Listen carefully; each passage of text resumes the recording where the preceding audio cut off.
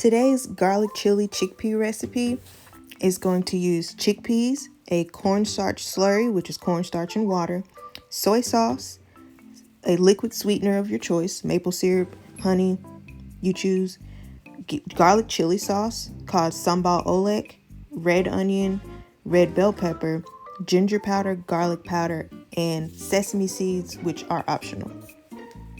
Now, with any cooking, you always want to make sure your food is the same size. You want to make sure you have uniform cuts, dices, chops, whatever style, so that the food cooks evenly and at the same rate. This is especially important with sauteing, which is what we're focusing on today, because sauteing is a quick cooking method. And because it's so quick, it's vitally important that all of the food is the same size so that it all cooks and is done at the same size at the same time. So take the time when you're prepping your food, make sure that everything is relatively around the same size.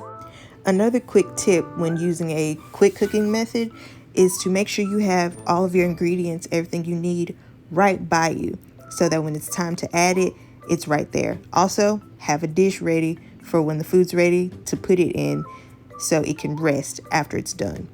It's also important to have a heavy bottom skillet. And you want to make sure that when you do cook and using the saute method, that you don't overcrowd the pan.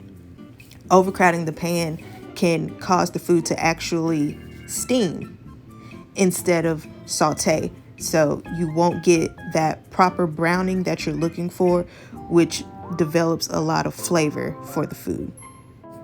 It's also important to note that when you saute, you want to make sure that your pan, your heavy bottom pan or saute skillet, is already hot. So with sauteing, we're cooking on a medium high heat. So you want to make sure that pan is already hot, because if it's not and you're using oil, then your food is going to become soggy.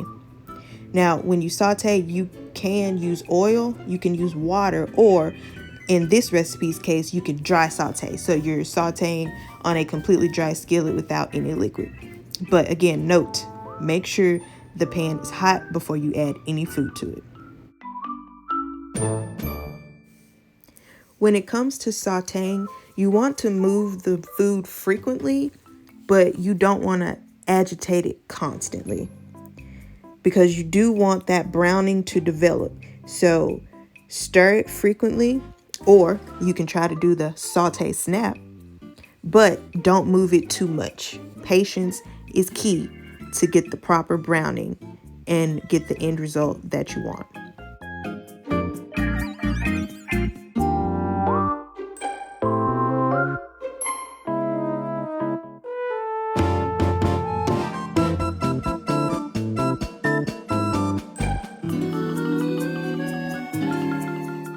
And this is the finished product. A little spicy, but so good. I hope you give it a shot. Thanks for watching.